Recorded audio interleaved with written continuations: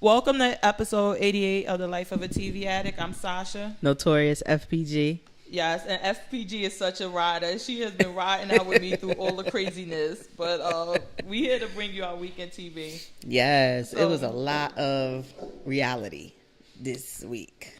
I was trying to catch up before I came here on RuPaul's Drag Race, because that's the one thing I didn't watch, even though I knew it was coming on. So I was like, I caught the beginning, but I didn't catch the whole episode. So all right, well, I won't ruin it for you. Okay. It was good though, because Jennifer Lewis was the guest host, so you gotta get to that part. Because I loved her, and she was just giving them some good advice, and even got Rue to give "Can I get an amen" on what she just said? Oh, so it was good. It was so good. Mr. Mark, you're gonna be on this podcast. If we got an audience we today. Recording. Oh, that's what we should have did. Yeah, we got an audience. But so I was watching The Wedding Ringer this morning, and Jennifer Lewis is on it, and I said, "Oh my God, look at her!" Well, did you watch Blackish this week?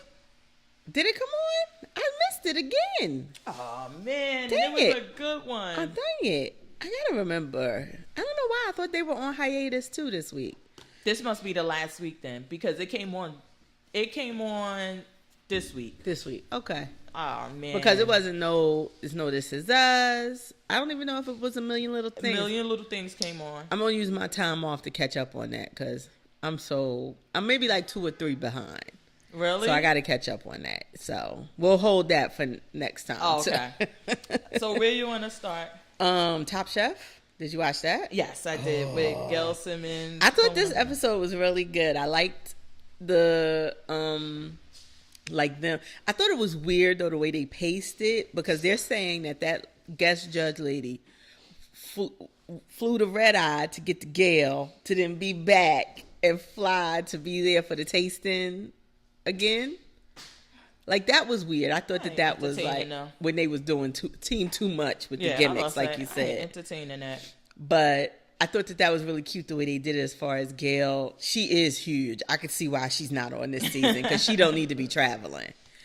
She can't be traveling. But what did you think about this episode? Because I thought I don't know about the lamb thing. Like, I feel like they should have spoke up before. And especially when we know we've watched the show enough.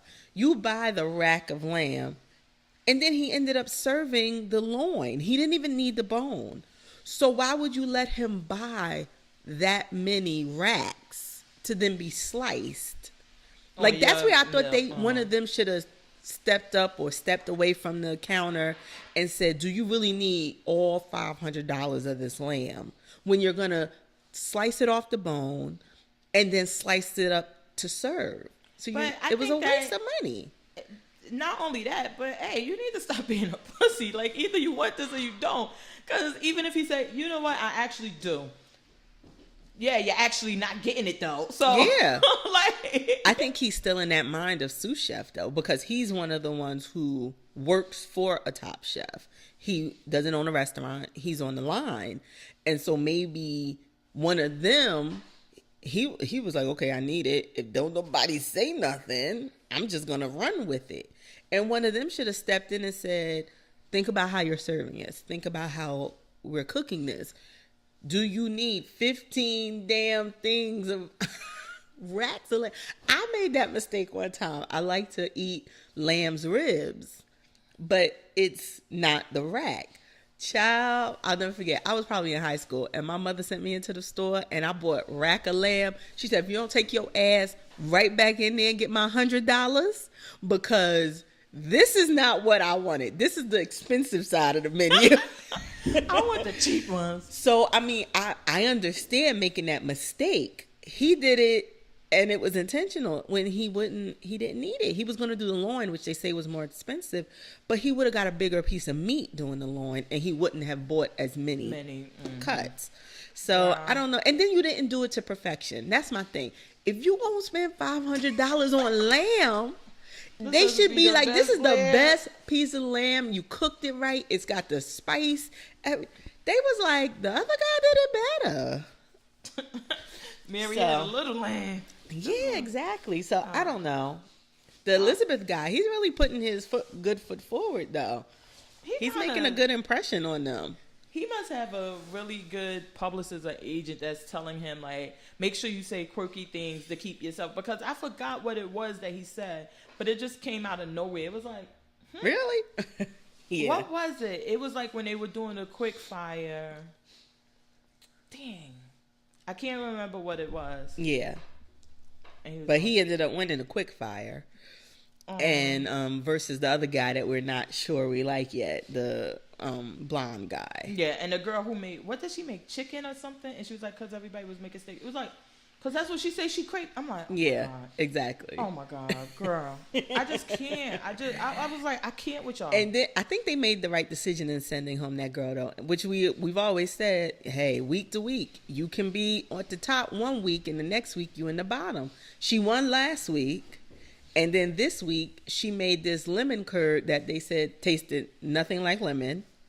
It was melting in the heat, which I don't know how she would have combated that, but then your crust should have been crunchy and everything. Like, you can't have your curd melting and then soggy crust and all of that and think they gonna let you walk with it. Well, one question I have now is, how are they working this Last Chance Kitchen? Because I haven't started it yet, but apparently they brought some old people from other seasons.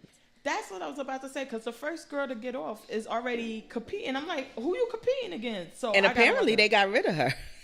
So she's competing with other chefs who didn't win, but they got far in Last Chance Kitchen from other seasons. They can beat her, if they can beat these, they can get back then into the season. Back in, and then, well, this might be good then. Yeah, so I need to watch. I think they're, because that's what I said to my mom. I was like, oh, Last Chance Kitchen can't start. They only got one girl out. And then I saw the commercial and they showed the guy from last season. We like the Spanish guy that went kind of far. Him and a couple other people are competing against her. I wish they would let us vote sometimes. Like a viewer's choice for the... Who to bring back. Like, okay, if we're going to do Last Chance Kitchen and we're going to bring back 3 chefs. Yeah. We're going to pick, well, I think we outnumber them, so we should get 2, they get 1. But I would be great with just 1. But I wonder, I would be interested to know how they picked. Maybe these were fan favorites that got most tweets or most questions or something. It couldn't just be, oh, Tom liked him best, so that's who Tom chose. I gotta watch the first seasons to see the first episode to see if they explain how they picked them. Because I think that would be good if it was like, oh, this person was tweeted about the most during their season, or they got the furthest in Last Chance Kitchen and lost the last episode, or something like that. I hope they do that. What about you know my fave, Love and Hip Hop? I did watch all from start to the beginning. From beginning to end this episode, I watched all the way through. And then I remembered why I can't watch it all the way. So do you agree with me that what's her name must be the twin brother and not Jewel's? No. If the twin brother let them give him them same prison teeth, no, I can't. But no, that's my theory, is that the twin brother got the teeth and Jewel's doesn't. And so where's Jewel's? Where do you think he is? Off on the bender? No, I think that he's around, but he like trying to stay low key. So the people, when he go to do his bit, that they'll really believe that's him, because they like, oh, we just seen him for 3-4 months on Love and Hip Hop. This is him. And then that will... Okay, I see that thought. And you notice, him and Cabela never kiss or anything. That's true. You got a point. Oh, now see, now you're going to try to bring me around to it. I can't sign up for this theory. Because, okay, I'm sorry. As much money as Jewel's has and the ability to make, it's no way he would have teeth that fit in his mouth that badly. Yeah. That no way. And the talking is weird. All of it, it's like he's not used, like he just got him the day before. Like when you put those weird shoes on your dog and he's like, what? And he walks around like that, that's how he's talking. And they look like they're dentures and not actually... like bridges and stuff, yeah. No, that's true. I don't know, but what this episode really... Oh, what was I really mad about this episode? Was it some... Okay, so I didn't like the like the way they was taught with Juju, like the way they was coming at her, with her, how you supposed to tell people you're broken up. Well, let me tell you what I didn't like about this episode. The editing was off really badly. Because like even when her and Yandy was speaking, and she kind of went at Yandy like, well, what about you not telling us that you weren't really married? And then it like cut, and it was like, huh? Like that could have been flushed out more. Then when her and Yandy sat down with Remy, it kind of ended weird. It was like I was gonna say story was ending weird. It definitely did end weird, because even Remy, like the way she cut it, it was like there was something before that. Exactly. Like it wasn't, she wouldn't have stopped them in the middle of conversation and said, okay, it's cheeseburger time. It would have been like that was her way of lightening the mood after it got pretty tense. That's what I said. So it did seem like something was missing in between there. I agree with you. But let me tell you something. Oh, Lord. And your man like me because he called me penis. Because I got a penis.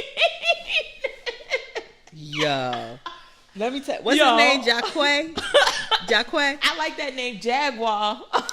Me and Jacquay was both looking at the TV the same. Like, I was like, did she just say penis? No. Me and the white guy behind her had the same look. Oh, the white guy behind her was killing me. When she jumped up and stuff, hey.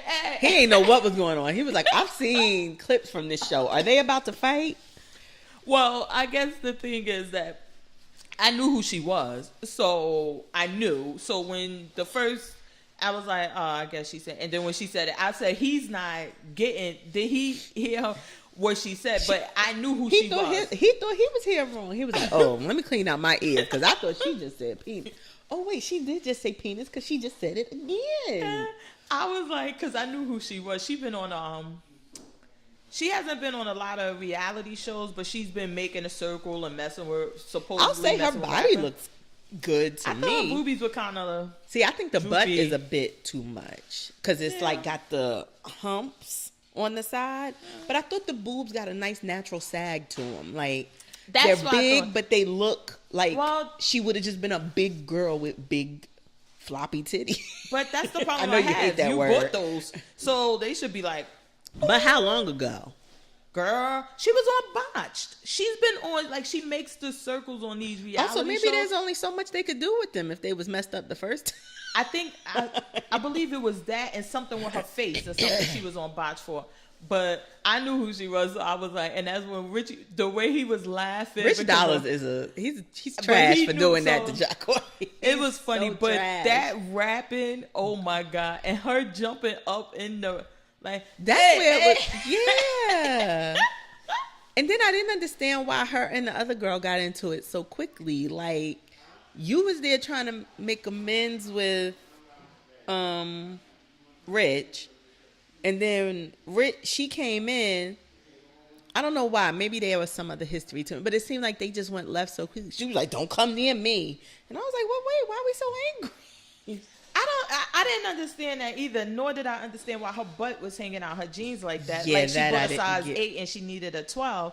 But it's not in hip hop. I mean, like, maybe Mona don't cut the checks properly. She's really pretty, so Fashion Nova would give her the jeans if she wanted them. But I was like, why? But maybe I was really just assuming that maybe because she already knows, like, okay, it's Love and Hip Hop. Yeah. I don't really know this girl, so maybe this is the one they're trying to bring to start with me. Right. So let her know, don't do it. Like, because no matter what, no matter how hard these girls think and try to get on the show to boost their career, Mona is going to make y'all messy. And these girls, every season, they come back and they like, oh, I'm going to be boosting my career. And guess what happened? So now, this is what I was wondering. So on what was the other one? Love and Hip Hop Miami or Hollywood? We had the cross-dressing rapper. Hold on one second. The whole studio built for We got a whole lot going on. But, hey, got the penis. Oh, Lord, the meanest penis. Oh, my God. But, yeah, I don't know what was going on with So we saw Remy and Pat this week. Well, we saw Remy. A little bit of. We saw both of them at the photo shoot. And they had the baby on Friday. Mm-hmm. So they didn't say the name yet, though. I don't think. But it's a girl. It's a girl. The golden girl. Which I thought was so cute. I was like, please. Somebody said, oh, he going to name her Golden Child. I said, he better not. Well, apparently Nick Cannon has a son named Golden. I can see Golden. I don't like it. I think it's dumb. I know. But not Golden Child. Like, don't put the child in there. It's going to be an adult one day, hopefully. Yeah, I thought Nick Cannon messed up when he named the other one Moroccan. I could have seen Morocco. Moroccan is a noun, not a place. You know, I don't know. Names to me, it just was like, you know like, what it is. What do you to call me? Like? I guess the names nowadays, it really has no. It's not a big deal. So name them whatever means it's important to you or right. whatever. Right. Because maybe Moroccan, maybe they were on a Moroccan rug when they could see. Who knows? But if it's important to you, I think that would be the golden. And like you said, I'm not a fan of the name, but if it's important to you, and as a girl, I can see it. I was about to say, because first of all, they're gonna have. But no, nicknames. I have to call bullshit on that one because the Apple. Why? No, ain't no the apple in my eye. Shut up. Shut up. Look at Blue. Like, people were going crazy about the name Blue. I agree. And see, well, what were people saying, which made me stand back when they were like, why would you name your baby after Blue when your husband used to mess with Blue Cantrell? See, I'm like... And I mean, it's always something. Any name can have some other kind of meaning. Make it feel... As long as it's important to you, names don't even matter. Yeah. But just don't do... Please, she can name her... I would love... I like the name Reminisce. I really do. I guess if it would be another girl and it's her name too, I could see Reminisce. I like Remy. She could. I like Remy. I like Remy. Ramoose. It's them together. Oh no!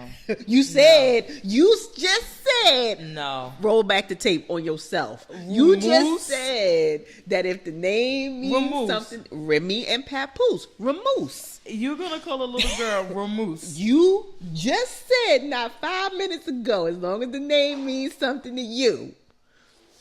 That is a horrible name. I would rather them call the girl Papoose. And just, or Remy and Pat. Wait, look. Pammy. No, look. They could call the little girl Remy and Papoose. That could be her name. I would prefer that. Pammy. Papoose and Remy. Pat me. Like Pap smear. Let's move on from these things. That is horrible. Oh, what else did we get other than Juju? It wasn't that much. It was just Juju. Yeah, we got Remy and her clothing line, the girl and the two girls at the Rich and Jacquay were talking to. Yeah, and that was really it, right? Did you watch Black Ink? No, I've been off Black Ink. They've been annoying me, but I did see all the commotion. So, did Teddy hit Donna? Why was he apologizing to Alex? That's what I was confused about. He snuck Alex. You're like my daughter, and I'm gonna start doing what she told me though. So, like, we watched Growing Up Hip Hop. Is it Atlanta? Atlanta with Bow Wow in them. But she doesn't watch the episode. She just goes on Instagram and watch all the clips of the important stuff. Yes. I say I watch the episode, but when it comes down to Bow Wow, I usually just fast forward because he's so stupid and attention seeking. But she she was like, look, she went on Instagram and the whole thing with Masika and Johnny Blake, like the whole thing was there just in different clips. And she's like, so now I'm really finished. Follow Baller Alert. Follow Baller Alert or the Shade Room. You'll get it. Get it. But on Black Ink Crew, for whatever reason, Caesar still wants to fight Alex. He when Alex walked in, Caesar just wanted to fight him, and Ted came from the back and sucker punched him. Okay. So did you know Alex was from New Jersey? Yeah, remember he went to court and I remember him going to court, but I thought he might have just lived here now. But he was raised here. He went to school in Patterson. Oh, I was about to say when he had to go to court for his baby mama. I thought he was just like living here. Like everybody else from New York. Exactly. But he was Donna, I say, yo, she the MVP. Yo. She the ride or die. 99. All you need is one thing to push her to 100. She stay on 99. You need her on your team because the way she jumped on Ted, she was on his back scratching his She grabbed up Caesar. I was like, she was fighting harder than Alex. In Donna's defense. No, she don't need no defense. No, I was going to say, she knew that Alex weighs literally $150. Girl. And she could take both of them before he could. He was fighting though. I give Alex that. He was fighting. But she knew she was and him. When I'm like, hey, is that Donna on top of Ted? Yup. Scratch. I said, yo, this chick she ride hard for her boo. Serious. And then I saw her grabbing Caesar up. I'm like, yo, she is playing no games with them. Like, don't mess with her, man. But yeah, I didn't like that he kind of snuck Alex. I don't even understand why Caesar want to fight Alex. Right. His beef is with Donna. And then why is he going so far? I mean, I guess they're good friends, but he's doing so much for Young Bae's wedding. Like, is this just to take the situation to make these things where they have to be together? Because I'm like, you're throwing her, you rented the hall, rented the mansion. Hold on. Let's back up. Full disclosure, we understand that Young Bae is really just on black ink. She has her own tattoo shop. She's been tattooing. She's well established. And I think one of the reasons why she's not involved in a lot of these fights is because she's so well established on her own, which I didn't know. But I always thought it was weird. I'm like, how come she's getting so much of her own time and her own storylines and nobody else is getting this? Yeah. And this girl, she doesn't fight or do any of this stuff, but she's getting time. So do I think is that? No. I think that this is all for show. Yeah. Because she's only there for show. So anything connected and to give her her own shine and get it has people to her shop. Yeah, she has her own shop, so I guess it's just like with Sky, like, okay, when we film. So, and why did he fire Sky again? Because she wanted to open up her own store. Okay, for not even a tattoo shop. No, just no a store. competing. No okay. And then he made the Tati, the one that Teddy is messing with, vice president of what again? Okay, just look, see, I'm pretty much caught up. Look, I'm pretty much caught up. That's it. I'm good. Girl, I couldn't tell you, but oh my God, I just was like, yeah, Donna is the real MVP right now. Yes, she was riding so hard. But so we had Love and Hip Hop New York, Black Ink. I watched. Oh my God, I don't know. Atlanta. I definitely watched Married to Medicine, the finale. I did too. Okay. Before we came in, I was watching last night these things. Offset. Trying to get CardiB back. Did you see the latest one though, where he brings in? She's on stage performing. See, that made me mad. Why? Because only a nigga, and I'm gonna say this with the most love and affection, only a nigga will come to your job and transfer all the hurt and the disappointment in themselves they feeling and transfer it to you by putting you on the spot when they the ones that fucked up. You the reason we here. You the reason you ain't home with your baby. Mm-hmm. And you gonna come in and make it again about you apologizing in front of everybody. You should have did that maybe 2 fucks of the stripper ago. And you wouldn't be here. He said he didn't have sex with that one. He said that he one entertained it. He did, and he was clear. He said, I didn't have sex with her. And he made sure he said her. But I'm like, wait, what was the other one? Maybe Cuban Doll, but not Summer Bunny. And you show up at somebody's job in front of all their coworkers or their customers and be like, I didn't mean it. Take me back. What's her name? Somebody, they are like going off on him. So Cardi had to take to his defense because somebody said that like this is the first time a female rapper headlined this Rolling and Loud or whatever. Show. And for you to do that on it's like her time. It's like their summer jam, Power 106. It's like their summer jam. The and Rolling Loud? She was the headliner, closing out the show. And that's what they said. And you come out and then you're and this is the other thing, then you're expected to kick this nigga off stage and then perform. And not have this in your end of the show? No. The dancers is posed holding their booty cheeks together in the same spot where he interrupted, and they like, wait, my toe is going to sleep. What's going on back there? All 8 of us is standing up here with CardiB going, why is the music not? Because then afterwards, you ain't see, they was like, okay, we're going to get this party started. Well, apparently it's time to go home. He paid for his own crew, like, because I was like, what are they doing? And then I thought that it was part of the show, because I'm like, come on, there's no way he could get this off without her knowing. But apparently you can if you're Offset from the Migos. You pay it enough, like you could do whatever you want. Because I thought about that for 2 seconds too. I wondered, like, was this them? Yeah, I thought so too. Yeah. But then for her, and she put her microphone down because he's talking on the microphone, and she never picked it up. I'm with her. Okay. Hold on. So you really thought she was going to take him back right there in front of? I thought it was a setup. I thought this was because everybody has been saying like, oh, what's this thing? And then when she said, "You think I would risk my career? You think I would do all of this just for publicity?"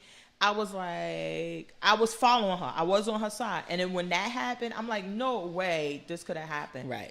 But then, and then when she wasn't talking on the mic, I'm like, he was getting cussed out. This shit, yes, because you could just see it on her face. And I'm like, well, why isn't she saying it on the mic? I'm like, oh no, this shit's serious now. Yeah. Like, she is not happy at all. So I was like, and then I'm like, well, damn, I would have been like, all right, babe, meet me backstage just for the... She was like, she stood there like, take your shit. Yes! Get the fuck out of my...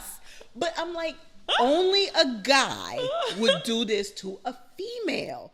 They show up, fuck up your energy, your spirit, you living in the moment on stage, doing a performance, something that some women haven't done in a long time. And he come out here and sap all the oxygen out the room. Like, oh my God. If I was Cardi and I had brothers, they'd have whooped his ass backstage. Oh my, I just was sitting there. I was like, oh, well, that was the thing. So then she went on Instagram. She like, listen, he's still my baby father. Right. She say baby father, but he's still my daughter's father. I'm not going to let y'all bash him or do whatever. Like, I'm not with him. I don't want to be with him, but I still love him. He's still my daughter's father. She loves him. I cannot allow y'all to do that because people were angry. Yeah. I guess they have the same feeling. Like, I didn't know what concert was, she's always booked and busy. So I didn't know that it was that important.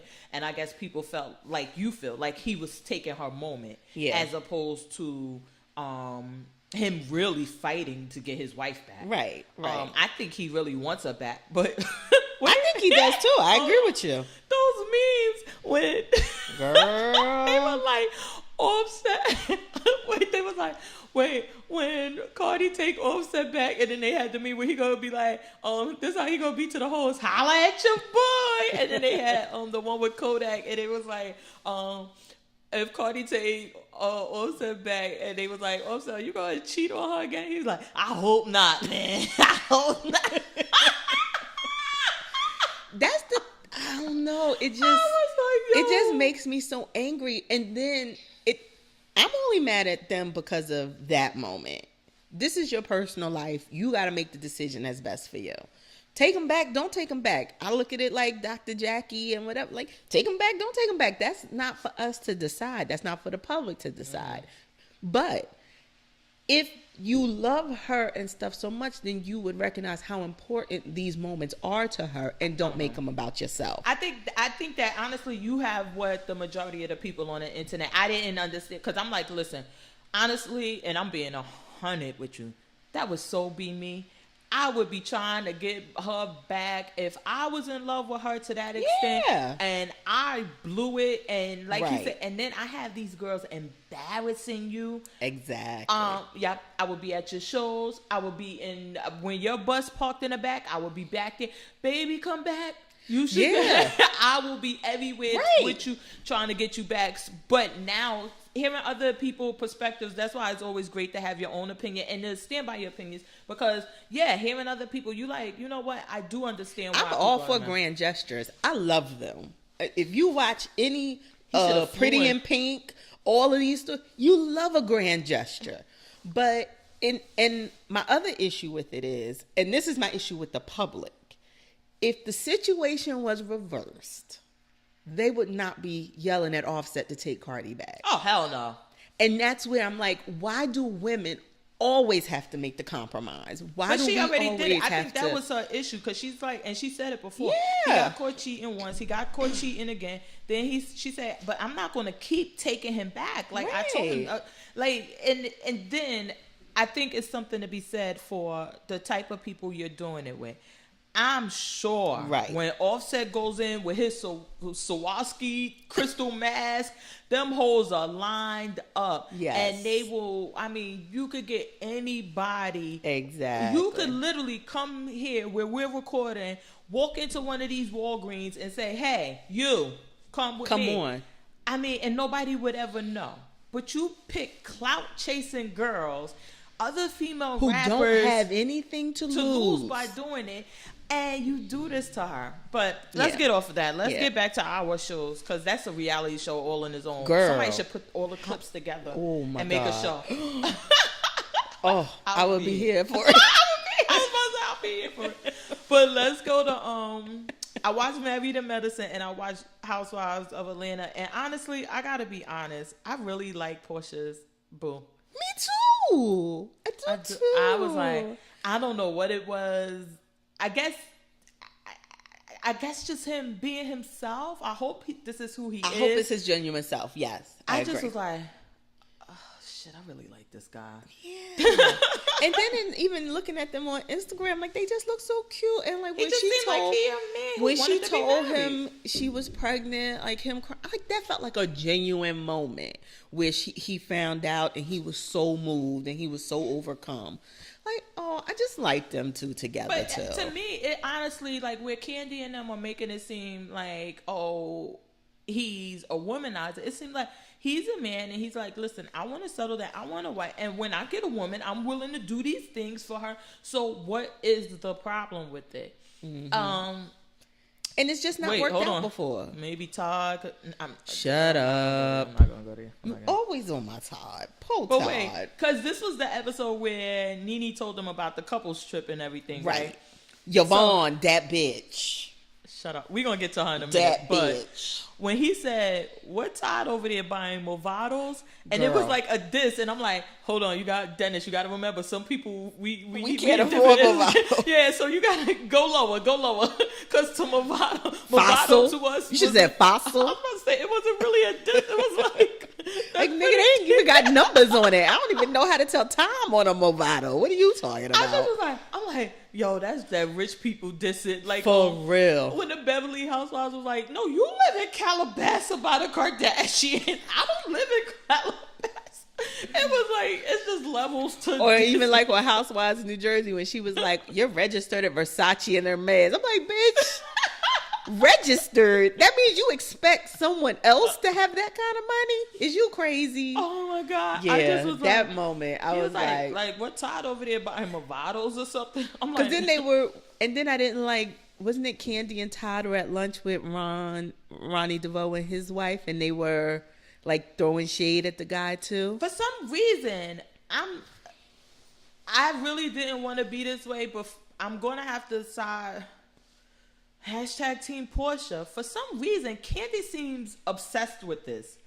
Because it's like every scene she's in with anybody, she's bringing this up. Yeah. And it's like, okay, you said it. Portia's like, I really don't give a fuck. He's clearly like, well, I buy all the girls Rolexes. If I'm with you, you my woman, you getting a Rolex. You getting one too. Yeah, like shit. And now Portia gonna be getting the Rolex and child support. Casio watches, Casio, like, get the fuck out of here. So I'm just like, what is it to talk about now? It's nothing to talk about because it's been addressed. And it just makes Candy look petty. Like, it makes you look petty because are you doing it? It doesn't seem like you're doing it out of concern for Portia. It doesn't seem like that's where it's coming from. But no, it makes her, I wouldn't even say petty, because it would be something like how Portia said, well, maybe Candy has a problem with him buying women watches because she's not used to Todd buying anything because she has to buy all the gifts. Ooh. That's being petty, because it's something that, like, that's being petty. She seems obsessed with it. Like, I gotta tell everybody he has different people tattooed, and that Portia doesn't care that he has different, because it's not enough that he has different people tattooed. It's a whole nother thing that he has them and Portia won't get upset about it. Right, like, right. I don't know. She just seems obsessed, but I do like Dennis. I must say he was really, really nice. I agree, and I liked her think that reveal. his apartment was actually used in a Love and Hip Hop show. Oh, for real? Because unless they have a bunch of those lofts and like you could rent them out, but one of the guys on Love and Hip Hop was supposed to live there. Okay. And being that he's connected, I'm like, maybe they were like, hey, can I like act like I live at your crib? Right. And film. And, you know. That would be funny. like, all right, yo, all right. But then even after so then let's get to which was the most important thing is this dinner. Even after she said that, Portia told him she said that, he comes in, he hugs Candy, he shakes Todd's hand, and he sit the fuck down like a man's supposed to. Mm-hmm. What else do you want from the man? And then she goes in her confession. Oh, he hugging. I think he got people to jump. He got people to jump me outside or something. It was like, how did you get that from that? And he said that he was like, because Portia later was like, I was surprised you hugged her. He was like, why not?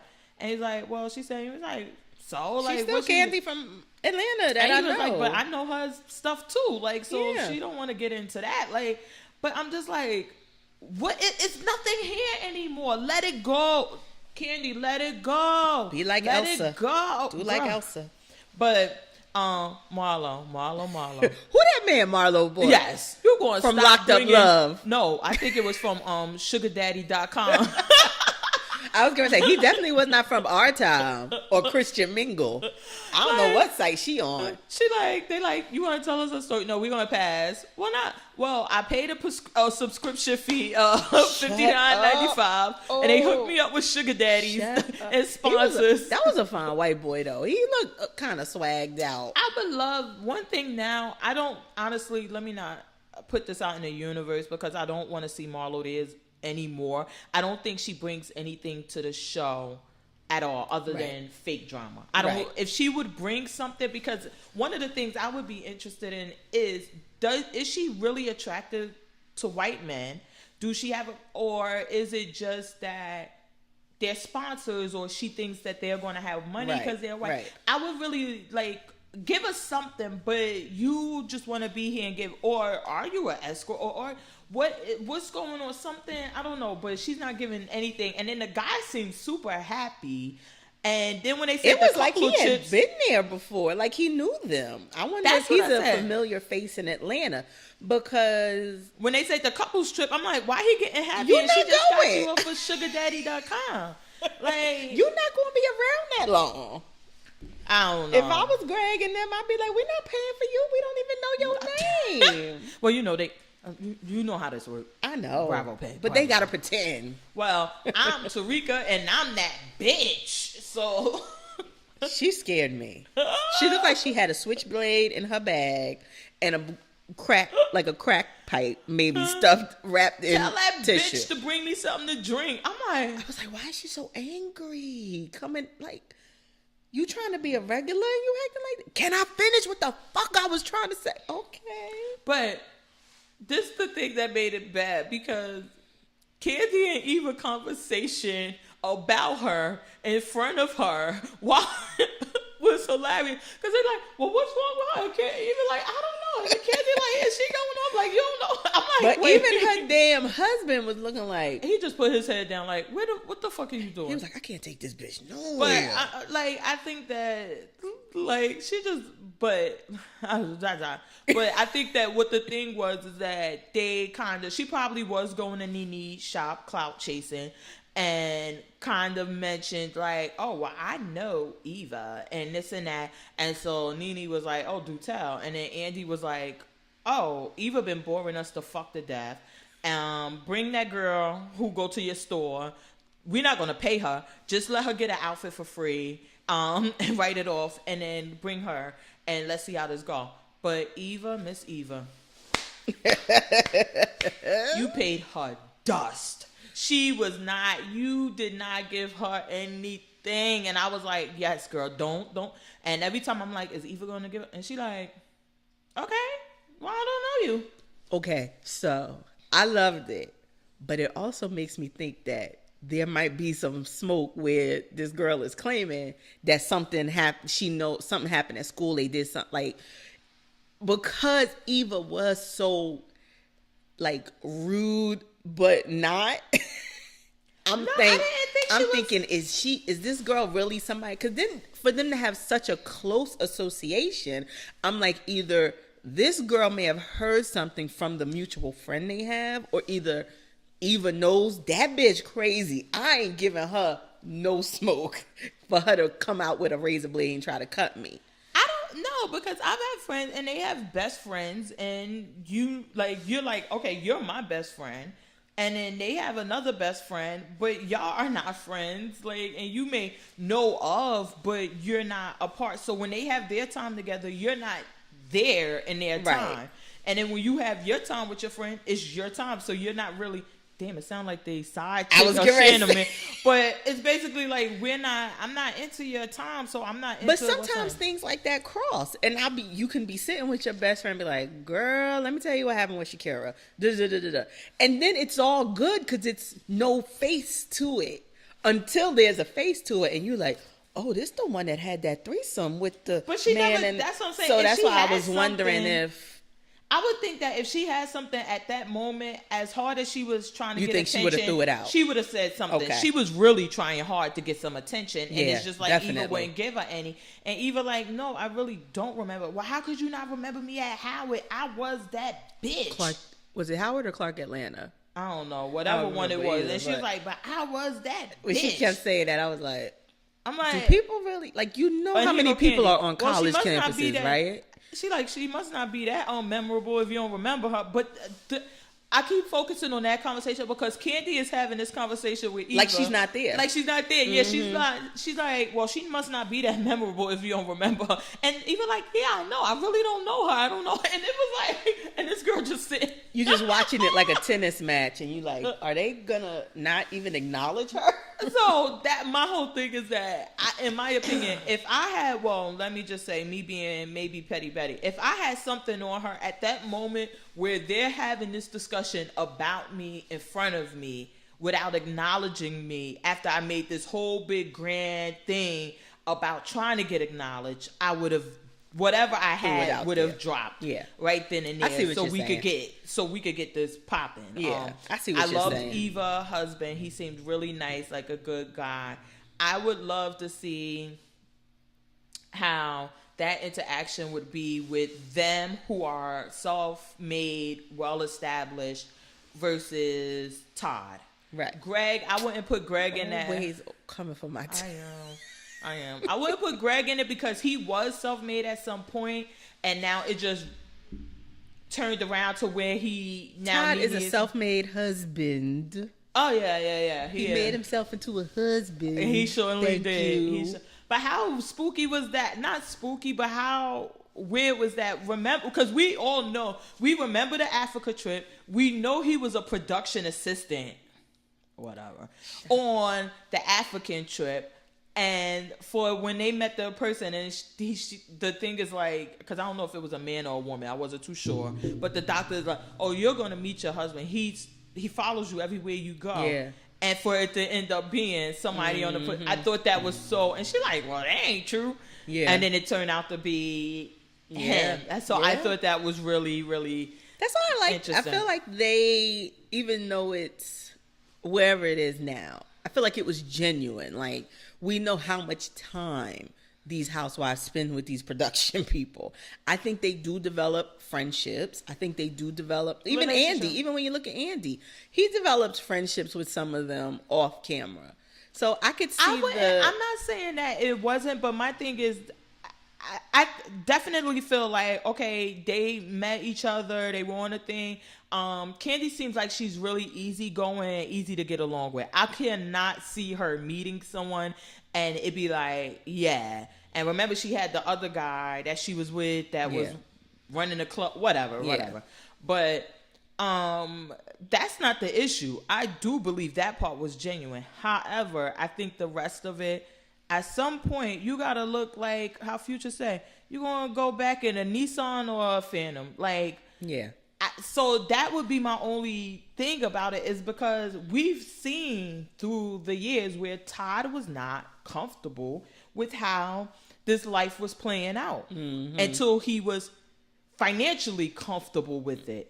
Because in the beginning, and maybe it was because of Candy mother, or maybe it was because of her just, hopefully it was her being smart, she was really keeping the money separate.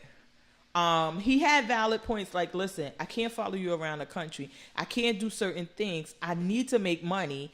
I gotta figure, like, so what it's gonna be. And we saw that whole struggle, that whole battle.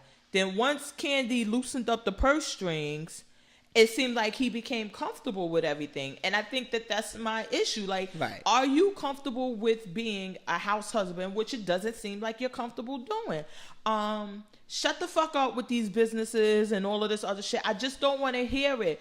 Because it would be one thing if he said, listen, Candy, put me on my feet so I could get the ball rolling on something.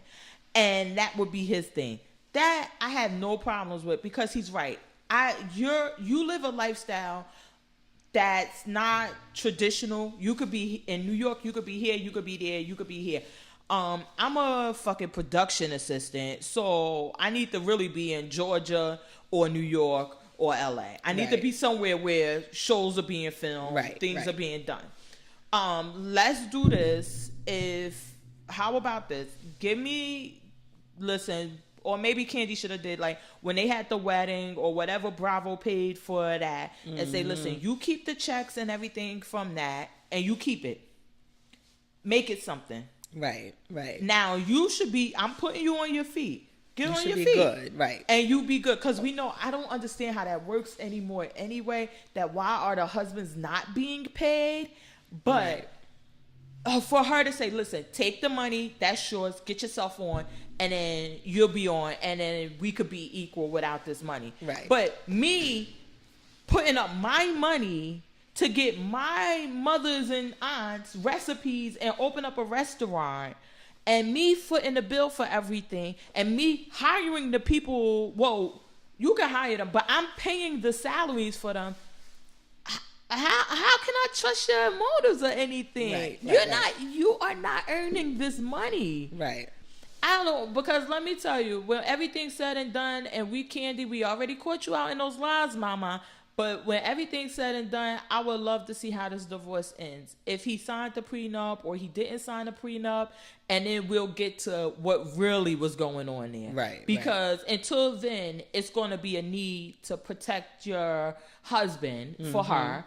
Because we saw when she bought the 2 houses, and she said on Housewives, she said he paid half. But on the marriage special, she was like, it was a whole thing, because he wanted to be on the deed or whatever. And she like, well, no, I paid for it. I'm like, but wait, I thought he paid half. Yeah. Oh, no, he didn't. Okay. So now, that's what I'm saying. So all of this shit, I don't believe none of it. I really don't believe any. And then he got to film and record. We doing deals. No, bitch, she doing a deal. She doing a deal. That's what I'm saying. And then you're not comfortable being a house husband, because honestly, and there's men who do it and not bitch men or nothing. Like, look, okay, you got this life going on. We are not hurting for money. You love your life. I was a production assistant. That means I'm going to scope out the place, put up street cones, and make sure nobody walks through the thing. Hold the mic. Hold the boom mic. You love what you do. So I'm going to fall back, because we got to have a baby. I got to secure my bag for 18 years.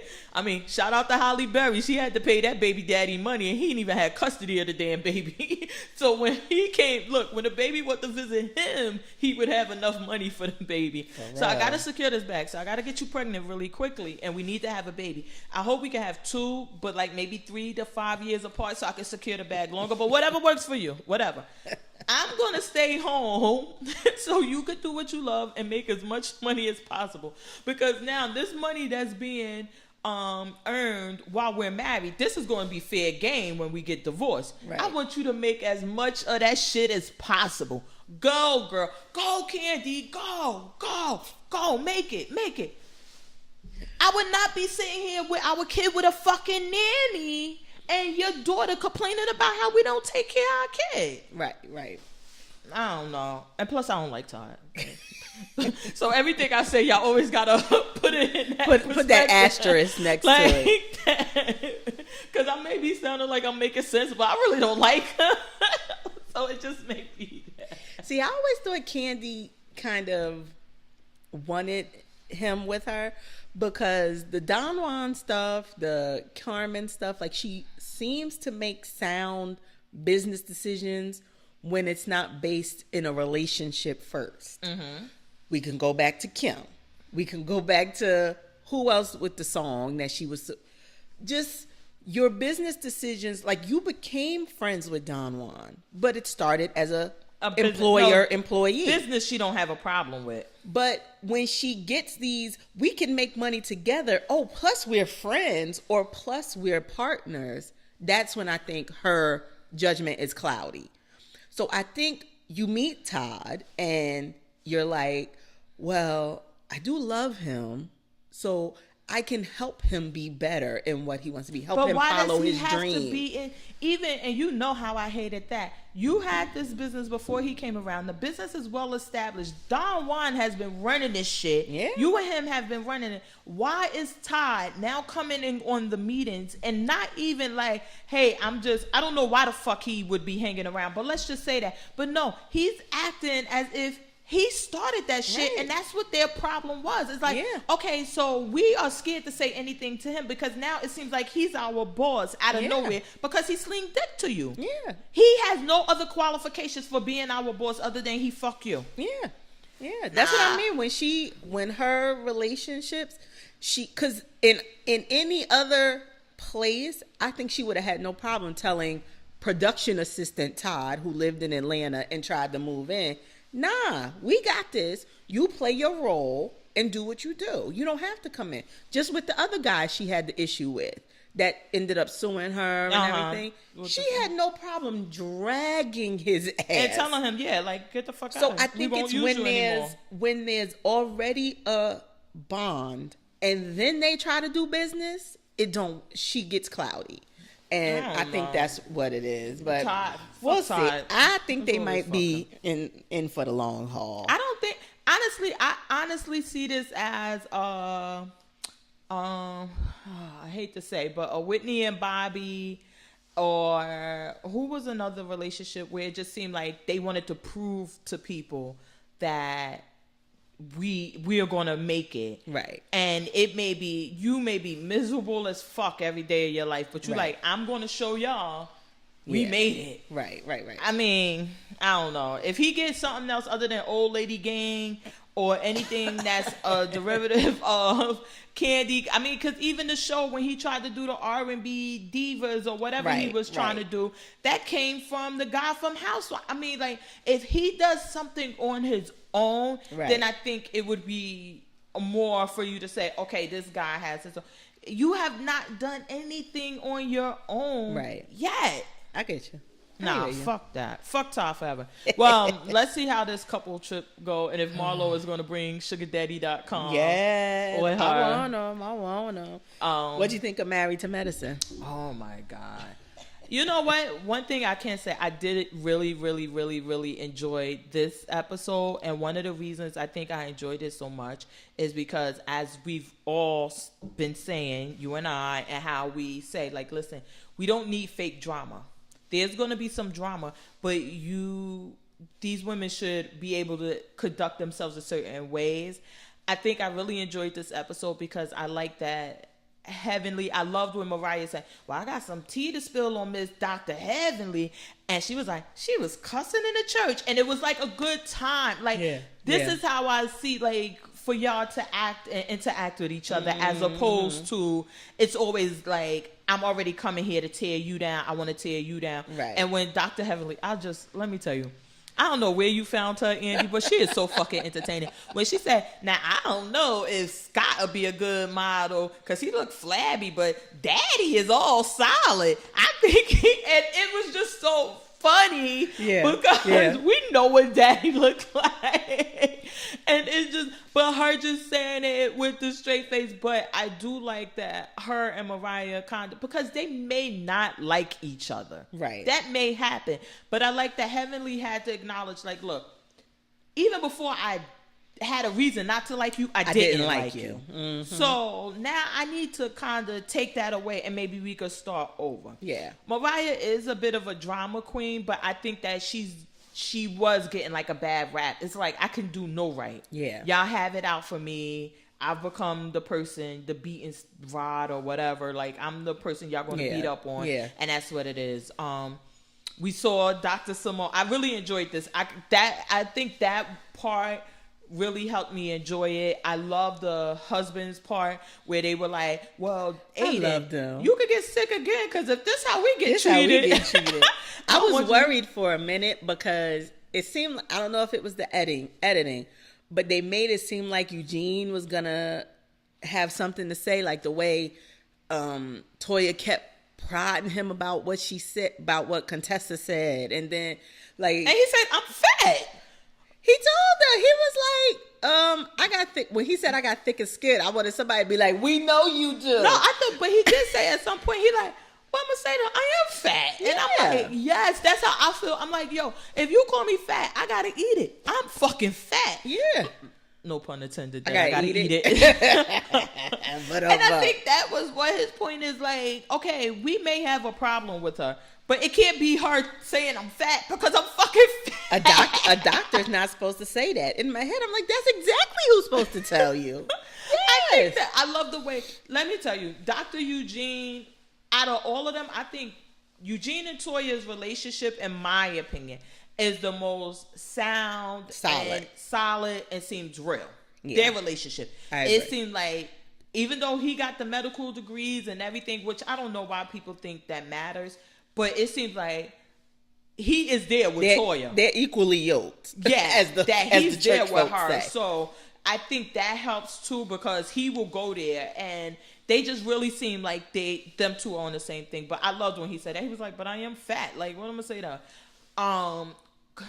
fucking Contessa. And then I like when Dr. Heavenly, she was like, you got double A's? He was like, these double D's, you see, this is what they look like. And he was like, she was like, well, I got some. She was like, you got, someone was like, those are double A's. I was like, yeah, why the fuck did you get? Because even what Quad was like, oh, it'll look like a watermelon on two sticks. I was like, a B or a double B, even a C cup. What she had, if you'd at least got what you had, you went smaller than what your real breasts were. I was like, shut up, Contessa. But who said, it was Jackie, right? Throwing the shade in the confessional saying, oh, she acting like Contessa now. And I'm like, here we go again. Back in these confessionals, throwing the shade. Yeah. I don't know. Jackie just, sometimes she just seems that pinky up, too, like butter wouldn't melt in her mouth. But then as soon as you turn your head, she kicking your back in. That's what I don't like. And that's really that's one of the main issues I have. Is like, you continuously do that. Yeah. Do it to their face. Yeah. When you're in front of them, act that way. Yeah. Yeah. Keep that same energy. Yeah, and now, because especially now, and I don't know, maybe Toya and Eugene, they feel like they have to be above them because now they want to build their own house and have a 2-story closet. I'm like, okay, Dr. Jackie. Yeah, and Curtis is all like, really? We got to start from scratch. We can't find nothing already made. He did not look. He looked like he's like, oh, this is what you want, whatever. Yeah, I fucked that hoe up in Cabo or wherever the fuck I took that picture. Look, wait, what's that?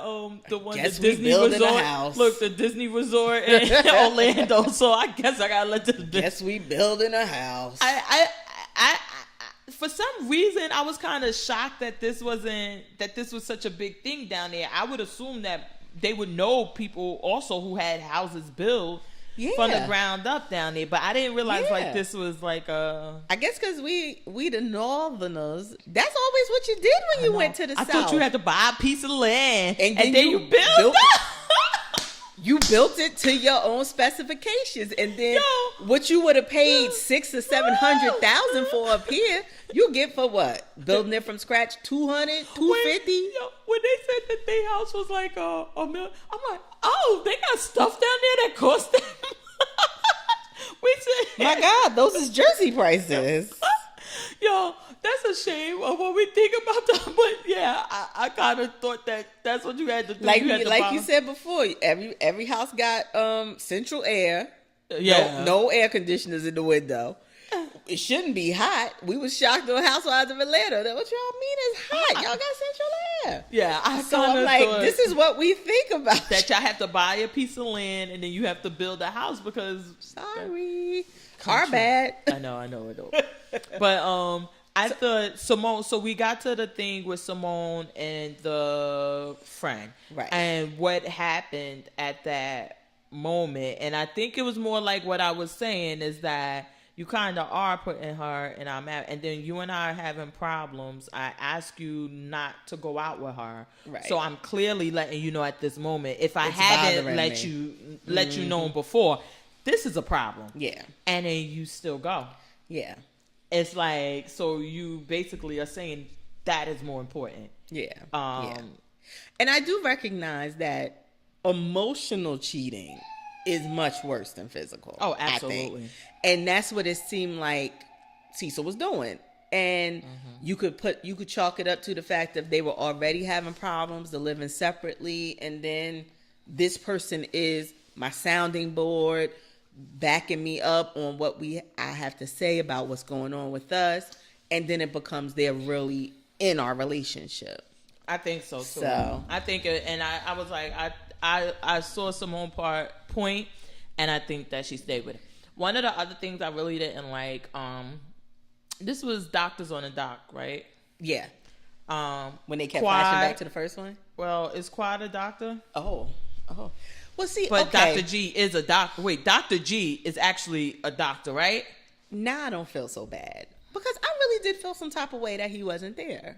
Okay, I felt like he should have. We don't need to walk in together. You walk in. I'll already be in the tent with the hookah and the cigars and the hose. But he should have been there, especially when the men had their moment and they had their own, everyone. Exactly. I felt like that. I agree with you. Really, I'm sure that it had to be a discussion. Like, okay, who's gonna go versus who won't, and then again, I feel like Quad said I won't show up if he's there. I won't show up. That's what I was about to say. She probably made that demand. Dr. G, I don't believe gets paid for the show, but I think at this point it would be nice for him to also tell his side of the story, because with all due respect, I wouldn't believe shit Quad said unless she had a witness to it or recording, and then I need to make sure that's true, because not for nothing, when the shit came out, you had already covered it up for him and did everything. And it was only an issue because you made it an issue. But it had already happened. And that was his thing. It's like, I told her what was going on. She covered up. She saw it as her exit strategy, I think. So, because we could tell you ain't never want to have kids for the man. Well, I love, Bravo. When they kept flashing back to the first Doctors on the Docks, with her being so mean, calling the lady the medical mistress, and then the lady was like, well, you ain't been married but for 12 weeks. How you calling somebody? Bravo, your shade and the way is she looked. Astonishing. Oh, my God. I keep telling people money make a difference, because that first Doctors on the Dock, she looked hit. Now she's like well put together. Yep. But I thought that they should have said, listen. I'll be interested to see if he comes to the reunion. Oh, they gotta have him. They got to. They gotta have him, because and especially since the men do a separate segment. It's not. That's just not fair that she gets to have the platform to tell her story whenever she wants to tell it. And however, when he was also on the show and he got her there, and I think that he should just be able to have an opportunity to say, hey, look, this is my story. Yeah. This is what happened. And she could deny it or whatever, but for him not to get it. No, he should definitely be there. And I saw from the coming attractions, Mariah sounded like us. She said, "Why are you even here? Are you married or medicine?" I said, "Oh shit." That's what I'm. Yeah, I can't wait till this reunion because I felt like I had sucked on a lemon. I was like, "Oh God, so tough." I gotta see this reunion. I cannot wait because. Cha. But I think that was all the reality shows. I don't think. Yeah, New Jersey was Danielle Staub's. Who's supposed to be with Albie Shore now? I can't. Huh? I can't. Stop it. Okay. No. She ain't even.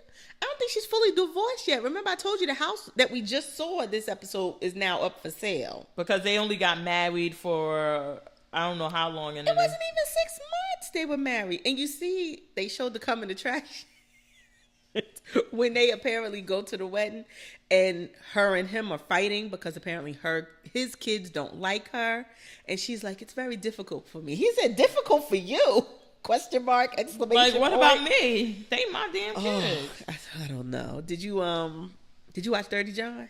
Of course. Of course.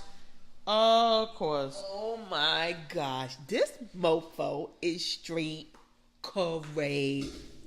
Let me tell you, before I have to say Bravo or whoever did the show, because maybe somebody put it together and just sold it to Bravo.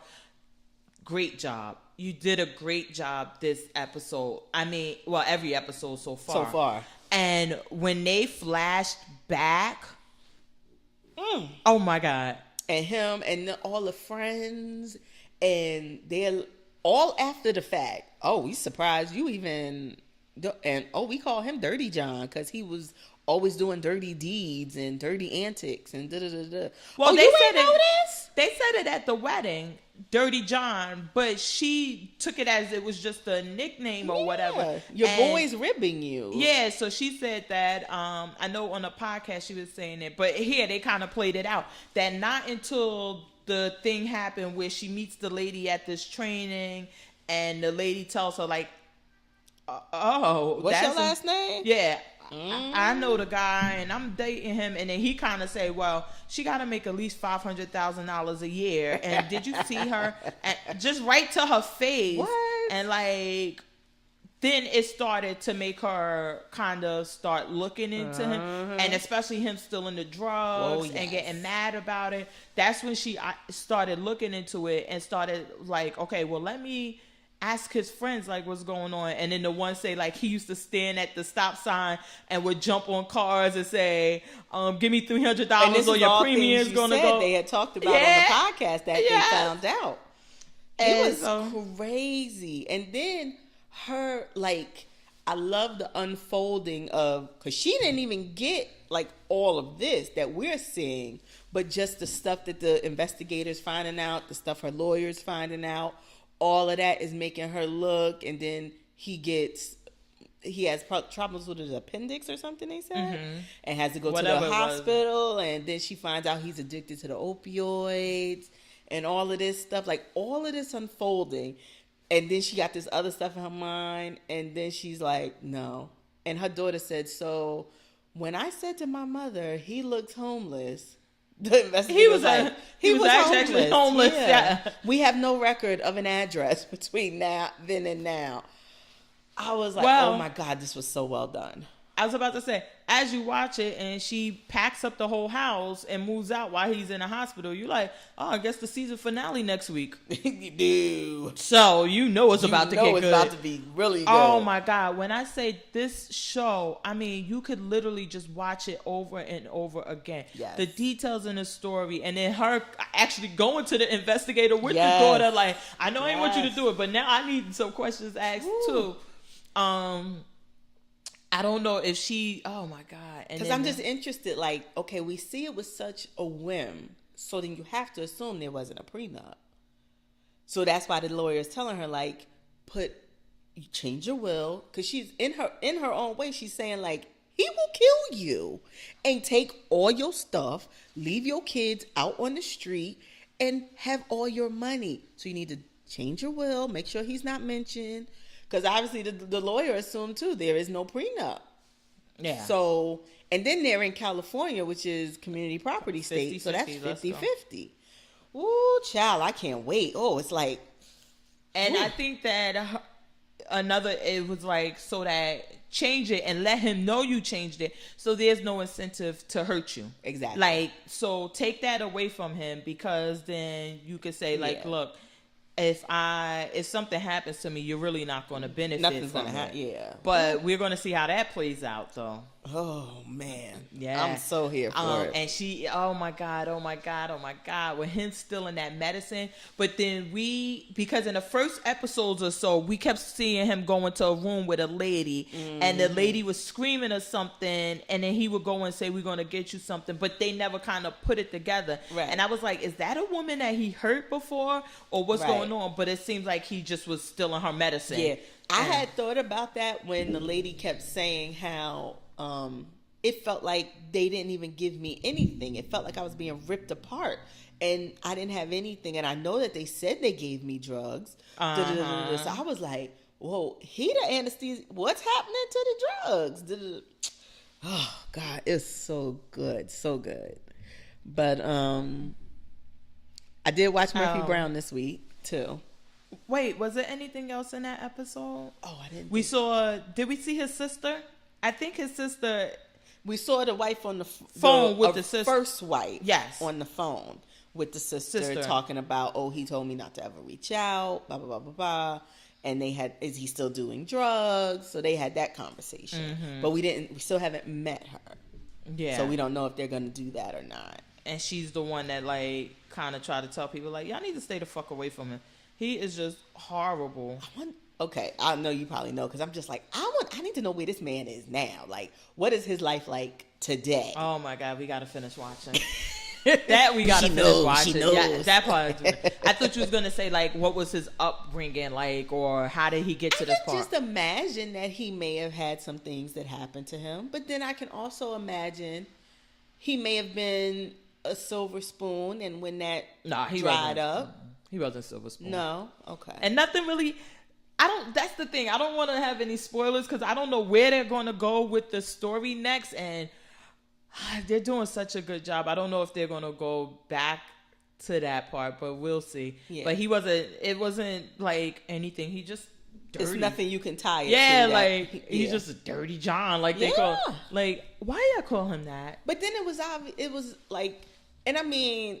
We've been having this discussion all day, it seems, when you see warning signs that you don't pay attention to them. Because the wife, like, his friends, they obviously all kind of didn't like him either. They didn't think much of him. Because when she's talking to him at the restaurant, you could even tell from them, like, they're kind of douchebags too. When he's talking, the way he's talking to the waitress and the way it is. And these are all things that you notice now, but they were still happening when you were in love with him, but you just chose to ignore it and you didn't see it like that. So the way she tells the story on a podcast is that, like, when she met him, he basically said that, like, his family he said something bad about them, so he stays out of contact with them. He doesn't talk to them, and she shouldn't talk to them, and that he's on his own. And then the friends really wasn't an issue until the wedding. Like, she never met them or anything, but then when they got married, of course, it's like, you gotta have somebody come to the wedding. Right. And that's where the few that he used to live in a house or something with them. He used to live with them or something at some point, and that's where they came up from. Yeah. And she was but nobody had... the interior designer, though, like, he hangs around the house. He allegedly goes to work and hangs around you. No friends talked about. These alleged kids he never sees, never talks to, never any of that. I'm like, for me, those would be red flags too. I think that's so, like I was saying, the first wife, and she just said, like, you know, he kind of had a excuse for everything, and she was like, and then even at the wedding, like, the guys really never spoke in depth about him. Like, it was nothing deep. Yeah. It was like, it seemed like they were just there. Frat boy kind of stuff. Yeah. Like, so I could kind of see it. And then him being a doctor, and you could always say, like, oh, well, I don't see how she went for some of the things, though. I'm sorry. Some of the shit just didn't make sense. Yeah. That you're this doctor, I can understand you have student loans, I can understand you have child support, but you don't even have a car? Right. And it's like, something ain't, so how could you overlook the fact that this man doesn't even have a car? Mm-hmm. And yeah, it's like, and then would you be a doctor and work and you can't make any money? And then he has all of this, and that's another thing that doesn't make sense. And I don't know what's up with this lady, but that he has all of this time to run errands for you. Right. When you think that a doctor is busy, exactly. So how would he have all of this free time? But he has it, and you don't question it. Right. And now you see about the whole thing with the bed where he's saying like, "Oh, this feels so good," and he jumping in the bed. Basically, he thought like, "I'm gonna sling her some wank and be able to spend the night here because I have nowhere else to go." Yeah. And it kind of just didn't. She like, get your ass up. Yeah, like it didn't end that way. The thing that really, I think, well, for me at least, it would have been way past the line, was when she went to that safety deposit box and not a stitch of that money was in there. He could have left a band in there or something. All of that. And then when you walk in the house and he go, "Oh yeah, so about my friend who I gave that money to invest," and she just is okay with it. Why would you, if you were so comfortable with keeping $90,000 in a Gucci duffel bag, you couldn't at the bottom of your bed? Absolutely. Why do I need anyone to put it in a safety deposit box? I could see if you had like ghetto style and you got your income tax return and you had it under your mattress, and exactly. You meet this guy and he like, "Oh, you need to at least put that in the safe deposit box." Then I could see you going for that. $90,000 and you just got it laying in a Gucci bag. This lady does not look like she does not understand how the stock market or any other investments work. She gets that. Yeah. I don't believe she doesn't understand what a safe deposit box is and how that works. How could he finesse you out of $90,000 to take? That's what I'm saying. Something is not right, and I hope maybe they will deal with it on the show, but on the podcast they never really go into that. They kind of allude to certain things, but something is not right with a person who would be like, okay, but then even if you didn't want to fight and you like, look, the wank good, he running all my errands, so I saved about 50 on the assistant now. It wouldn't have been all. Throw him the 45 and be like, go ahead, put it in your safe deposit box. That way you lose it, you like, big fucking deal. I paid for the assistant, I paid for the wank, and now I'm getting the fuck rid of you because now I know you a thief. But why would you just, I just don't understand that. None of this shit makes any sense. My mother and I were having this same discussion, and she was like, just pull it closer to me. She was like, well, why do you think she just made such stupid decisions? And I said to her, I said, it's like when, they talk about guys who find women who are single moms and, under a lot of stress. So they say, oh, I'll pitch in with the kids. Da, da, da. She had already been hurt with these 3 marriages, probably picked douchebags before. And she did not want her kids to be right about number 4. Anything she could do to make them not be right about number 4, she was going to cover up, take on her own. But that money and the opioids was kind of like, okay, I can't cover this up. They right. You's an asshole. You're absolutely right, because that was one of the things that she was like, listen, I was married. He wasn't her 4th. I think he turned out to be her 5th husband. Okay. She was married. I know she's been a few times before because she admitted to that. And she was like, and they all failed. I was always getting divorced. She was like, and then I tried dating and they all turned out to be jerks. Yeah. And that may have played a part in it. And I think that while this lady on here looks like really good, or I would be proud to look like that at that. Right. I mean, I would be proud. Hold on. I would be proud to look like that at that age if I was a white woman. Right. But it's just not, no shade. Black don't crack. Yeah, black just don't.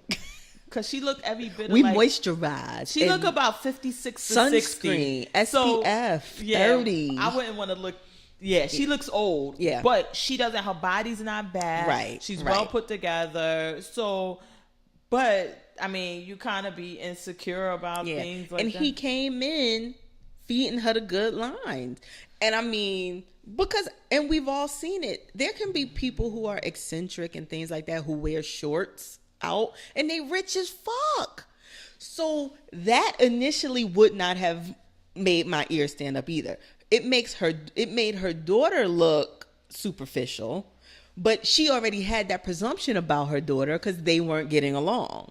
So they were already like, you just here for the money, you staying free, you got your purses locked up. That's all you worried about is your gravy train ending. There was so many little elements that made her perfect for the picking for him. I think that the daughter basically, how anybody would be like, okay, you may be, which I am one of these people, and if I unzip my jacket, you would see I got like on a faded t-shirt. Yeah. I really don't care. I got my Crocs on. I be running. I really just don't care. But you may see me at another time, and it's time to go time, and I'm put together. Yeah, I look like something. But if you never saw me, you would have looking like anything. You're like, something's just not right. Like you're never, no matter what, you never put on. Yeah, like come on, something's not right. And I think that's kind of where the daughter was going, and that everything is so fast. Yeah, I think that was another issue, which I would have had a problem with also. Yeah. But it was a lot of things that came into play for him to get off on her the way he did. And I know, because I know that tonight's episode is not the last one, that it's still more to come, that he's going to fight like tooth and nails probably to keep this gravy train going, because he's living high off the hog. And who would want it to end? Offset. Well, Offset got that chop on. But what was the next? Let me see what other shows I watched. Did you know our show Midnight Texas came back? Yeah, I knew it came back. I didn't watch it, but I watched one episode. No, it's okay. Because I was just shocked that it came back. I didn't see no commercials, nothing. Well, it comes on right before Dateline. That's how I knew it came back. Because I like Dateline to be 2 hours, but it's not. So sometimes, for no fucking reason at all, I turn at 9 o'clock and I get angry and I just sit there with the TV because I'm like, I'm not gonna. This shit I do sometimes makes no sense. But I've done it a time or two, and I'm like, what the fuck is this bullshit? I don't know. I thought it was gonna be a 2 hours episode. When all I gotta do is look at the guide and see it's only gonna be an hour. But I do it, and when I did it one time, I wasn't paying attention to the show, but then they had the eyes and the black guy was there. Okay. I was like, oh, is this that show from before? Yeah. And I was like, oh, okay. So I watched the rest of it, but I was like, why do I do this to myself? I know this shit is not coming on until 10 o'clock. Oh my Lord. So that came back. So I just watched a couple episodes. Did you? But you watched the Miss I was going to say I watched all of the Marvelous Mrs. Maisel. Yes. Since you were shading me, I did it. I really like this season. I like this season, I think, better than the first, just because I like Joel. I like her husband, and I was rooting for them, and I want them to get back together. And even though my mother is convinced that they just hit it and quit it, they're not going to get back together. I told her, I said, I think that Joel has proven that he gets it now. Mm-hmm. I get that this is going to be her dream, and in this time that the show is set in, it's not common for a man to take that back seat and let the woman flourish. But it seems like he's not finding happiness with anyone else. And I think he's going to have that realization of, if I want to have Midge, I got to deal with this. Mm-hmm. And I really liked the way it ended. I think it left a lot of promise for them to get back together. I didn't like that they seem to really beef up the managers thing. I don't know, I'm assuming it's because she won the Emmy. But her role was so much bigger now, and at some parts it didn't make sense. The only thing that I couldn't follow was when the guys, did they want to kill her? Yes. And then they were and it was going on, and I'm like, wait, what the fuck is going on with this story? I didn't get this. I thought the thing with her working at the the Dirty Dancing shack, which is, to me, it was just like the whole Dirty Dancing movie when they went away for the summer and they spent the 2 months. I was like, this is Dirty Dancing. I know what this is. And yeah, but she's all of a sudden she's working there. She's got a plumber. She's got a guy that follows her. Everybody's so concerned. I'm like, don't y'all realize y'all don't know this woman? That makes no sense. That to me was the most far-fetched thing. I was like, that's dumb. But I did like her going to the Catskills or wherever for the 2 months, because that shit just blew my mind. That this is what people used to do, and they go to adult. Well, we see it as the Hamptons now. We see these rich people going to the Hamptons for the summer, but this was like a summer camp though, and it was all Jewish. It was Jewish. It was all Jewish families. I loved the person on the microphone when they be like, "Your wife is only waiting 5 more minutes, and then she's leaving to go to backgammon." I just love him with the tomato juice. I see what you mean. Monk stole the season. The other thing that made me, I don't know what they were trying to do, was the brother being in the CIA now. And I'm trying to remember the Midge's brother, their other child. All of a sudden, the father's whole thing at the Bell Labs and everything was in jeopardy. And then you find out the son is in the CIA and has security clearance high above his. I was like, did that really need to be there? I don't know. That didn't make much sense to me. Some of the stuff, it seemed like, what's the name? And did you see like what I meant about the Paris scene where it was her stumbling on the stage again? And then the girl having to I was like, that was one of the things I really didn't Now, the one I really did enjoy, because it showed where, I'm sure a lot of comedians have had this, where you don't know when to turn it off, was the wedding. When she started doing the set and then it just bombed because she's telling to the father and to the priest and doing all this inappropriateness. And it's like, yeah, Midge, we didn't ask for a routine. We just wanted you to be here for the wedding. I like that one. I think the show, it was pretty good. Those are only, I think, other than that one, I really could go without her. I enjoyed the Paris thing with the mother leaving. I thought that was really good, because if I could see that, like, you see your daughter somewhat following her dreams, as far as you don't know the whole story, but leaving her husband, she's unhappy, blah, blah, blah, blah. And you're up there like, well, what about me? What am I doing? Am I happy? You start taking stock, and it makes you take stock, and you think of a time when you were happy. And I did love Abe following her and them sleeping in that little ass bed and everything, and him becoming and he's like, yeah, no, we can't stay, love. I would, whatever you want when we get home, I got you. And he's like, you can audit these classes. You want to do this, we'll do this, but we got to go. So I guess, I don't know if it's racist or not, but like some of the things that seem to point to that, you know, Jewish people are really, really cheap, because he's like, oh, I love it here. You go out to dinner and they fight over who's going to pay the bill. They never let you pay and all of these other things. And he's like, I don't understand what they're saying. Right. And I was like, but then at the end, he went to the other way, because when he was leaving, he left all the money and said, it's on me. Which, you know, when you travel abroad and stuff, sometimes you meet locals who want to show you a good time and show you, you know, you loud Americans, how they really are. So you do have moments where it's like, they won't let you pay. We got your meal. And every time you see them, you're there out, they're like, hey, American, da, da, da, da. So I thought it was a cute little thing. And then when he left the money at the end, they were like, oh no, how could he do this to so he came up off the money when it counted. I thought that this was I did enjoy the season. I thought. Oh wait, can we talk about Zachary Levi though? The one who played the boo that she had sex with, the doctor. Did you ever used to watch Chuck back in the day on NBC? No.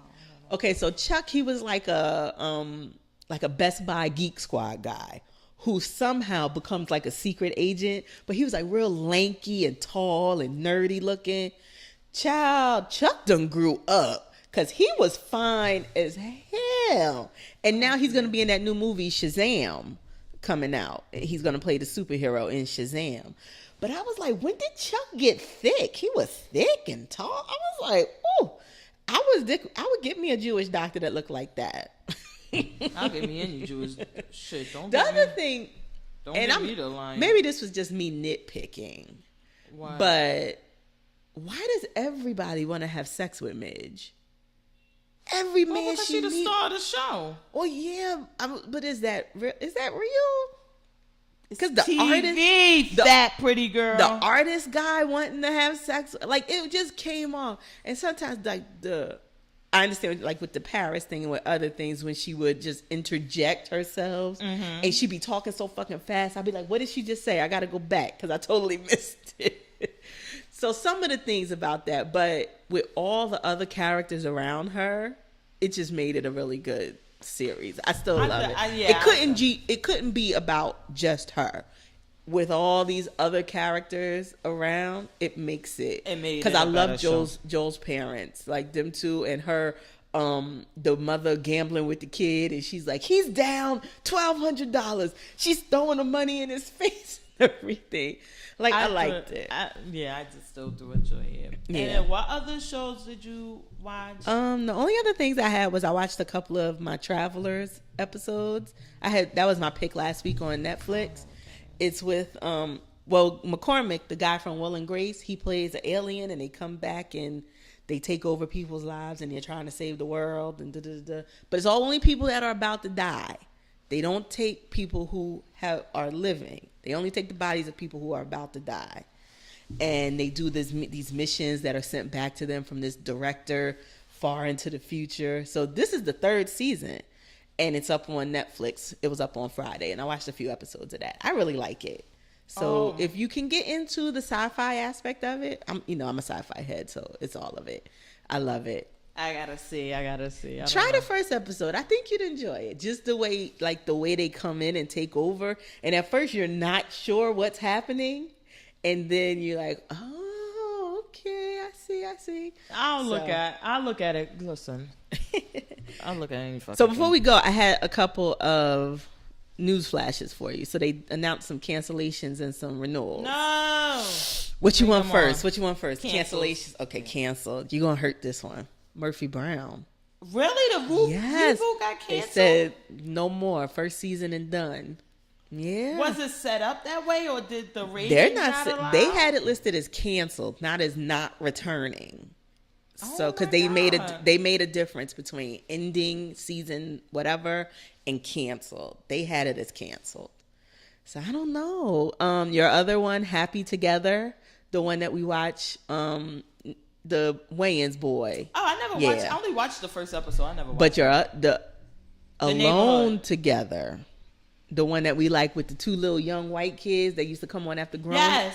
Done. Canceled. Well, I had to stop watching it too because it was like, okay, we got it, but it can't be this bad all the time. The Good Cop. Done. No. Yeah. No. And that I'm going on. Hold on. That one I'm actually about to go on Twitter. I'm going to start a petition because that one, I'm sorry, that show was so underrated. I don't know what happened, why the push wasn't there. Everybody I recommended that show to watched it and loved it. And I always say to people when I recommend, I'm like, did you watch Monk? Did you enjoy Monk? If they didn't enjoy Monk, I'm like, this may go either way. Not be for you. But for the people who really enjoyed Monk, I'm like, you're going to love this show. Yeah. Everybody I recommended the show to loves it. So I don't know. I refuse to accept that one. I'm going on Twitter. # bring back the good cop. Don't want to hear it. This one I'm not surprised at, but I enjoyed the show. Dietland is not coming back. Oh yeah, it was too weird. Yeah, I felt like So it was like renewed. I was all into it, and then it was like, what the fuck are y'all doing now? So Kidding got renewed. It's going to be back for another season. With Jim Carrey. Did you ever watch Designated Survivor with Kiefer Sutherland? It was on ABC. No, with the president and everybody dies. So apparently they're revamping it for Netflix. So I don't know if they're going to do like we're going to do this from scratch or if it's going to just pick up. But it's coming back to Netflix. It got canceled. My show, Glow, I loved it. It's coming back. And Castle Rock got another season. Bring back the good cop. And so those are the canceled and renewals. And then my only pick for this week is Runaways comes back on Friday on Hulu. So Can you explain the whole Marvel and Netflix thing? Because I was like, what's going on? So apparently, all Marvel shows except Jessica Jones and Punisher have been canceled by Netflix. And the shows that have been canceled have a 2-year non-compete clause, I just found out. But Disney is starting its own streaming service. So everyone is assuming they're canceling these shows for when the streaming service comes up, they're going to all be moved over there because Disney owns Marvel, Disney owns Star Wars, Disney owns pretty much everything in the world. So is it that if they didn't have the that if they would let them keep going on, then it would just take longer for them to be able. So they said, let's just do it now. Exactly. So that way when we're ready. I think Disney and Netflix pretty much came to a, look, we going to take it regardless. It's our product. We're not going to let our writers, everybody. So just cancel them now. And then you can keep them up streaming for the 2 years. People can watch them on you. And then when we get our own service up, we'll just take it all. Yeah. And it's going to all be in one place. It just seemed like that wasn't like because then you would have to wait. You would have to depend on your audience being there 2 years later when Luke Cage wasn't that great. Right. The last season. What was the other one that they? The one that I didn't think Jessica Jones was that great last season. I thought Daredevil actually improved this last season. Daredevil was pretty cool. So apparently Jessica Jones and Daredevil are the only two that don't have the compete clause. Not Daredevil, Punisher. So they're the only two that don't have the non-compete clause. So whenever they have a season coming, their Punisher has a season coming up in January. I don't know when the next Jessica Jones is, but they'll be able to go straight to the streaming service and start all over again, pick up where they left off. Punisher, I keep saying Daredevil and Jessica Jones. Oh, okay. Those are the two. Those are the two that can go straight to the streaming service and be shown. All the other ones have to wait at least 2 years before their shows can be anywhere else. So when they canceled your boy Iron Fist, he may just be being. He'll be back. Yeah, boy. Yeah, they haven't said, like, remember they did that season of the Defenders, which it was like all of them. Mm-hmm. But you gotta assume if 2 of the Defenders is canceled, that the season is a wrap. But they didn't say anything about that. With the exception, I would say Daredevil was really good, and I could see people maybe being around for it. 2 years later, you never know. Yeah. But some of these, I just don't see how they expect to have the audience, the same fan base 2 years later. Yeah. I think it'll have to be a total revamp. You can keep the characters, but you can't, I don't know if you can do it with picking up where you left off. I don't see what they're going to do. So, I mean, the streaming service stuff has been successful. DC Universe has one. And I've been hearing good things about the Titan show on there. I'm just not paying for it. I'm not ready to pay for just one show for one thing. It was on Showbox, but for my illegal users, Showbox got shut down. So But why don't they just put it exclusive? Like, listen, we'll hold it exclusively for this amount of time, and then we'll release it. Because the fact of the matter is that you want people to get into it, to watch it. If they can't watch it, and you don't want the bootleggers out there just posting it up, but I guess the thing is that if perfect example would be Hulu. Is that if you wouldn't get Hulu before, but I think Hulu was one of the first ones that played the shows like right after they came on. So people preferred that over Netflix for that purpose. But if you didn't have it before, after Handmaid's Tale, you wanted it. Yeah. So maybe their hope is that we're going to have that one show and that people will cough up that $8 a month. And we'll be competing with Hulu and Netflix and everything else. And then also, if you don't have the money up front for me to pay for whatever, do you still get money? Like, suppose on Amazon Prime, if I buy the whole season on Amazon Prime, I wonder how much of that goes back to DC or whatever versus, you know what I mean? Oh, I think the majority of that, because even Apple, before that's how I used to do certain shows, because I'm a TV addict. So I would buy a whole season and watch it on iTunes or whatever. Or I still buy some episodes, because when Comcast try to fuck with me and I put all the episodes up, I was like, you don't know who you fucking with. I will buy these. And I buy them. The season pass and all of that? No, you go buy the episode. So like... you just buy one episode? Because Comcast, what they'll do is that at a certain point, say if it's 10 episodes in a season, they'll put up 1, 2, 3, 7, 8, 9, or something like that, 10. Okay. And then they won't put the middle, but they'll like stagger them at different times. Okay. And you can't really... I don't play those games. Get my fucking TV. But yeah, we'll see how this goes forward with Marvel and Disney and everything. Now, Disney, I can, depending on how much they want to charge a month, I could see myself coming up off of it. If you're telling me I'm going to have all the Disney movies, I'm talking about all the way back to fucking Steamboat Willie with the first Mickey Mouse and whatever. And then all the way up to like all the Star Wars movies, which they now own. All the Marvel shows and movies, which they now own. And I get to pay $10 a month and have all of that at my disposal whenever I want to watch it. I was about to say, girl, you crazy. I wouldn't do... If y'all get those fucking Avengers on there and you got every last one of the movies, if you have every last one of the Avenger movies, because I have been pricing this and like, should I do this? Because I don't know. When it's not being offered... I get a little nervous and it's not coming on TV, and then I don't see it on and I'm like, okay, I really want to watch my Avengers now, and I can't get it. And then I may have to buy that, because I need to have Avengers. I need to have all of the Avenger movies and their individual movies. And there are people out here who are Disney freaks who would just pay for it just to just be able to watch Snow White whenever the fuck they feel like it. I want to see that. So do you get it in other, like, are there Disney shows in other countries that we don't even have that would be on the streaming service? I mean, I'm intrigued. I want to know more. I want to know. Well, I have a Skip, which isn't a TV show, but it was a movie that I watched last night, and I took a lot longer to watch it, but why did I waste my time?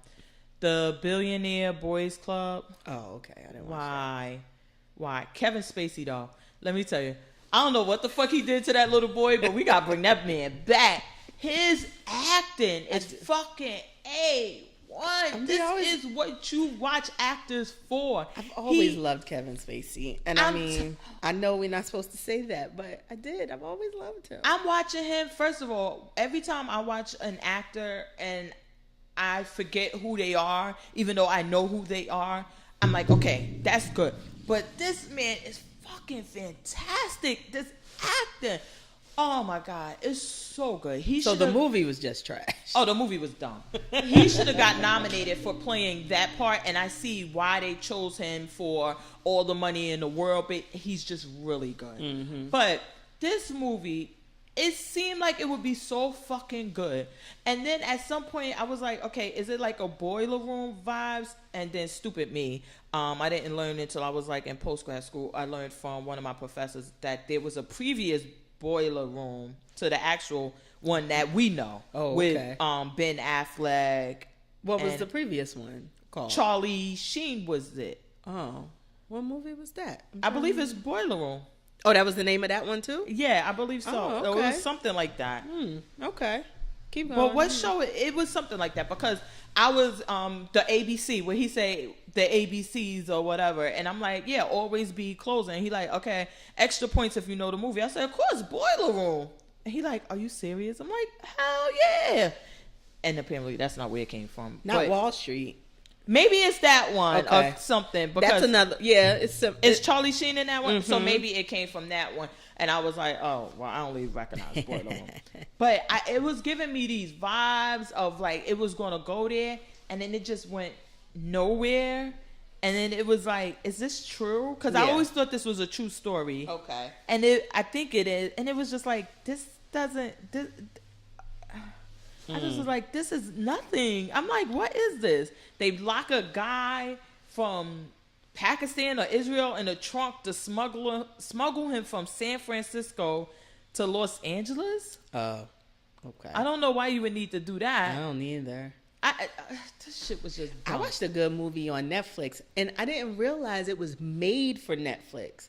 But they had, you gonna laugh? I know you gonna laugh. Mowgli, the one. Oh, it the was Jungle Book one. The Jungle Book one. But it had the guy from Lord of the Rings as the director, and he played Shere Khan. And let me tell you, I was fucking riveted. It was like a live action. Like a lot of the animals had like the facial kind of features of the actors playing them. So you could kind of see, like when I went on IMDb and I said, okay, that looks like, I could see Christian Bale because I'm looking at him and I'm like, that could fucking be Christian Bale. But it was really good and it told it a little differently. The ending was, you know, it was what it was, but it was a little bit different.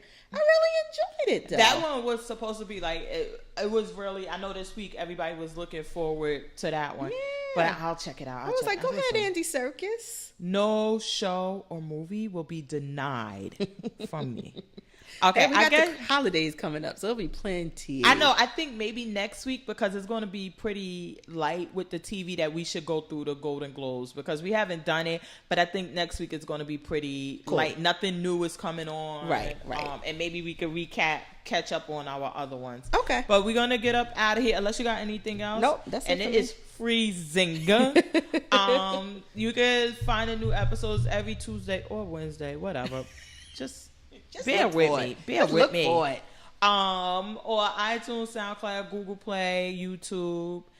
You can follow me on Twitter, not on Instagram, on Twitter, at JMOAbout. I'm at Notorious FPG on Twitter. And we have the Instagram page, but she manages it, so you can't. Give the page because I don't. Life of a TV Addict on Instagram. I'm horrible. I don't do shit on that Instagram page. # stay addicted, y'all. I'll see y'all next week.